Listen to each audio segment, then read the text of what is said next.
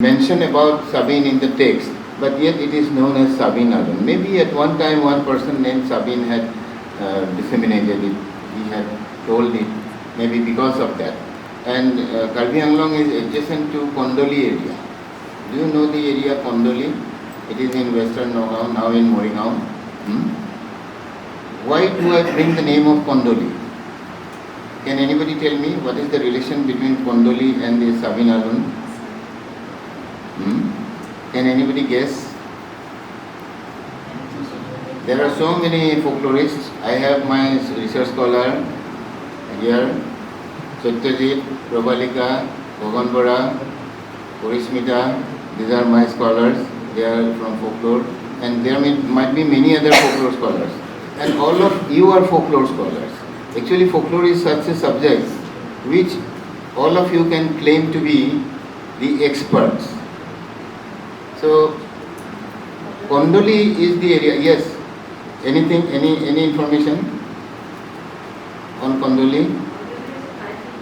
Yeah, Kondoli is a title, and it is also a place name in the Western Karbi Anglong, where Madhav Kondoli translated the Ramayana into Assamese. And in fact, that was the second translation, second vernacular translation. Second translation to any Indian languages. Do you know what was the first translation of Ramayana?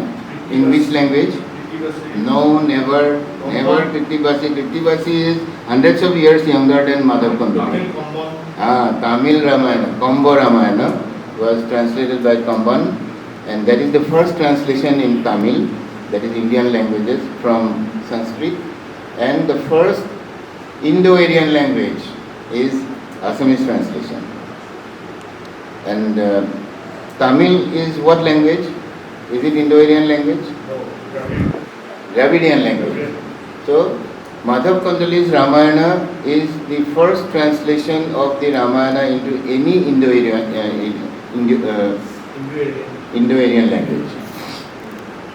So, we should know all these things and should boast of it. We should be proud of it. Anyway, so, wow. I don't know, I should have extended the time. Anyway, I'll have to touch it from time to time. So, this epic, Ramayana, has traveled to many, many countries.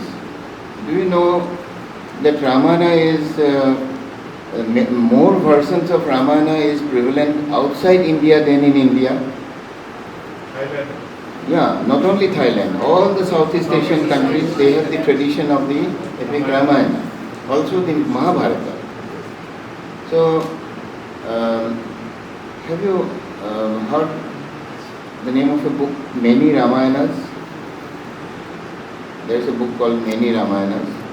It is written by Eric Blockman, if I am not mistaken. I forget names nowadays. Sometimes I connect two different names. Anyway, so in that Ramayana, she has mentioned about 300 versions of the Ramayana, and most of them are outside India. In India, we don't have even half of the versions. We have Ramayana in every language in India, and do you know how many languages are there in India? Can anybody tell me? That will be your assignment.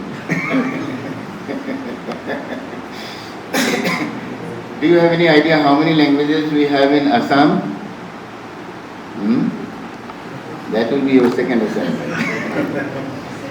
Nowadays it is very easy, you see.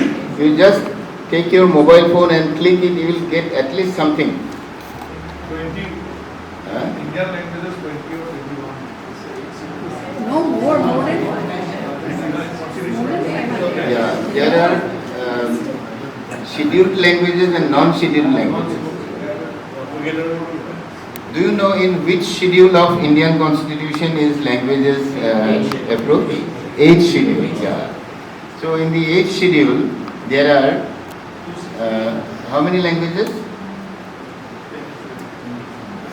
Any difference of opinion? 20. 22. Any other opinion? No other opinion? 24. Yeah, this will be your assignment now. New acceptance or additions. Boro is also included in the 8th schedule now. Recently. Yeah, not very recently. That is the last edition. That is the last edition. So in this way we have 22 scheduled languages, but we have more than say 10 times or 50 times of that. More than 50 times of 22 or 100. No, not 50. More than 100. More than 100 times of 22. The number of languages in India is more than 100 times of 22. If we make it 100 times of 22, how much will it be? We have people from mathematics also. How much is 100 times of 22? So less than 50. Sir, we found language and dialects 1652 school textbook. But language, only language, not dialects, I think 770. I can't exactly forget what it was. Do you have your mobile phone there on your hand? No.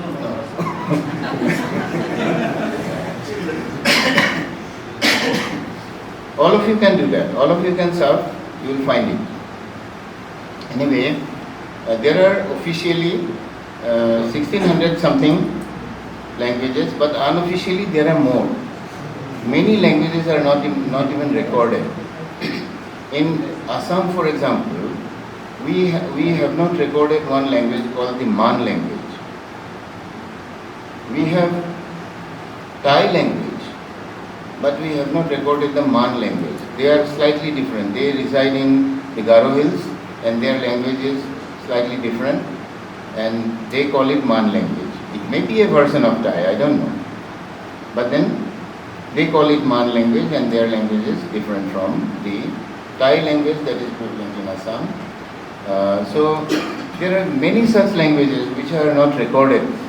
After Grierson, there has been no linguistic survey. When was Grierson's linguistic survey conducted? Can anybody help me? Yes?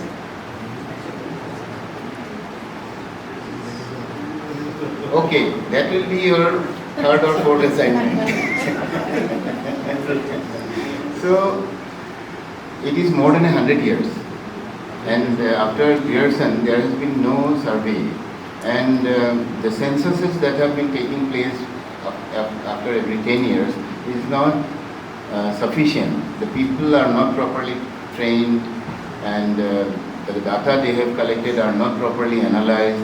Then the archival method is also not very scientific, for which we don't get accurate or exact data from the census reports, particularly in language, community, caste, etc. And at the same time, the government has some policies also not to give emphasis on certain things. Now, people have been demanding caste-based census, but the government is not agreeing. In the same way, language-based census is also not very encouraged. In this way, maybe the government has a policy of unity in diversity and one India, one Bharat and all that, maybe because of that, whatever may it be. So we have a variety, we are a very huge cultural mosaic, a linguistic mosaic, where there are recorded and unrecorded innumerous things which has enriched our culture and our knowledge. So, in all these languages, in all the Indian languages, we have the versions of the Ramayana and the Mahabharata. In some languages, we don't have the formal versions, we have only the folk versions.